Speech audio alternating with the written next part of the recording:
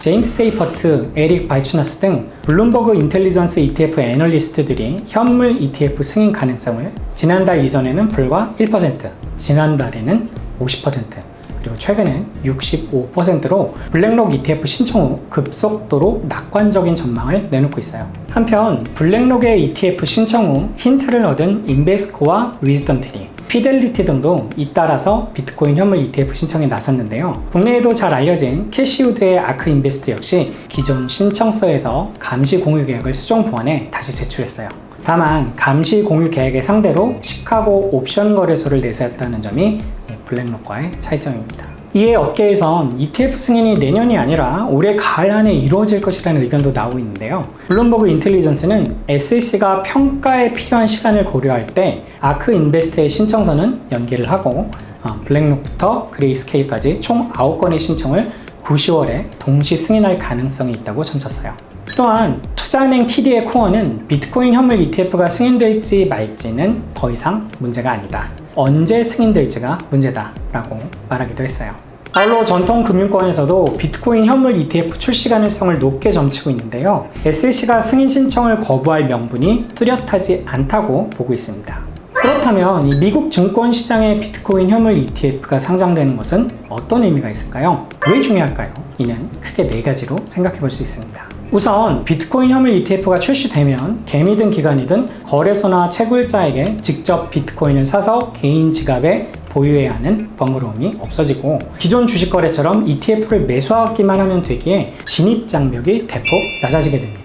두 번째로 비트코인 현물 ETF가 승인된다는 것은 제도권 내에서 규제되고 보호받는다는 의미가 됩니다. 비트코인을 직접 거래하는 것보다 안정성과 신뢰성이 훨씬 높아진 비트코인 ETF는 보다 매력적일 수밖에 없겠죠. 그 결과 지금까지 직접적인 투자에 미온적 태도를 보인 전 세계 기관 투자자들의 대규모 투자가 진행될 것이 거의 확실해 보입니다. 그리고 현물 ETF를 운영하는 자산운용사들은 운용 금액에 맞게 비트코인을 반드시 보유해야만 하기에 대량의 자금 공급이 예견돼 있어요. 지난 코로나19를 통해 경험하셨듯 유동성 공급보다 더 큰 호재는 없습니다. 그리고 일시적이 아니라 지속적인 자금 유입을 통해 비트코인의 가격은 몇 단계 도약을 해서 특정 가격 이상을 유지할 가능성이 높습니다. 디지털 자산에 대한 직접 투자는 거래소나 개인 지갑의 해킹에 대해 항상 우려스러울 수밖에 없는데요. 실제로 일본에서 거래소가 해킹당해 5천억 원이 넘는 코인을 도난맞은 역대 최대 규모의 해킹 사례도 있었죠. 하지만 비트코인 ETF를 통해 투자자들은 해킹과 도난 문제로부터 자유로울 수 있게 됩니다. 이것만 해도 사실 엄청난 호재죠. 마지막으로 독보적 세계 1위 국가인 미국에서 비트코인 현물 ETF를 승인했다는 것은 비트코인을 자산으로 완전하게 인정했다는 큰 상징성을 갖습니다. 천문학적인 투자 금액이 유입될 수 있는 그런 환경이 조성되는 것이에요. 비트코인 현물 ETF는 암호화폐의 온전한 제도권 편입을 위한 마지막 퍼즐로 그 영향은 단연코 매우 큽니다. 이를 통해 기관 투자자뿐만 아니라 일반 대중의 암호화폐에 대한 접근성이 크게 개선되는 효과를 기대할 수 있죠. 특히 비트코인의 경우 수백여 개의 비규제 암호화폐 전문 거래소에 대한 의존도가 높아 기관 투자자들의 투자 접근성이 상당히 제한적입니다. 국내만 보더라도 법인과 기관의 비트코인 투자를 위한 공식적인 루트가 사실상 막혀있다고 할 수 있어요. 현물 ETF의 출시가 비트코인에 미치는 영향이 그만큼 더 클 수 있다는 얘기입니다. 하지만 ETF 승인을 부정적으로 보는 시각도 물론 있습니다. QCP 캐피털은 SEC가 블랙록이 제출한 비트코인 현물 ETF를 승인할 가능성이 낮다고 전망했는데요. 게리 겐슬러 SEC 위원장은 최근 대형 거래소인 바이낸스와 코인베이스를 제소할 정도로 가상자산에 대해 굉장히 적대적이기 때문에 아무리 블랙록이라도 비트코인 현물 ETF를 승인해줄 가능성을 낮게 점치고 있어요. 또한 현물 ETF의 특성상 비트코인을 직접 보유해야 한다는 점에서 SEC가 이를 허용하는 것은 녹록지 않은 상황이기도 하고 투자자 보호 측면이 해결된다 하더라도 자금 세탁과 탈세에 비트코인이 이용된다는 점은 아직까지 해결되지 않은 문제이기도 합니다.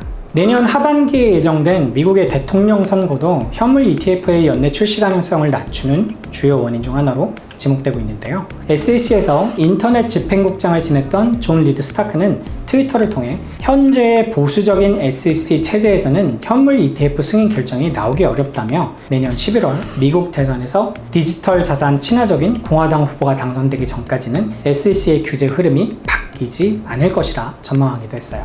이런 면이 있다는 것도 좀 주의 깊게 보셔야 할 것 같습니다. 하지만 말씀드렸듯 이 시기의 문제일 뿐입니다. 비트코인은 막을 수 없는 현상이기도 하고 대형 투자기관들이 그동안 비트코인에 대해 부정적 의견을 고수하다 현물 ETF를 동시다발적으로 신청했다는 것의 의미는 준비는 끝났다, 이렇게 보는 것이 정확해 보입니다. 오늘도 끝까지 시청해주셔서 감사합니다. 코인 불장이 찾아와 함께 웃는 그날까지 좋은 내용 많이 준비하도록 하겠습니다. 구독과 좋아요는 영상 제작에 큰 힘이 됩니다. 그럼 다음 편에서 봐요. 안녕.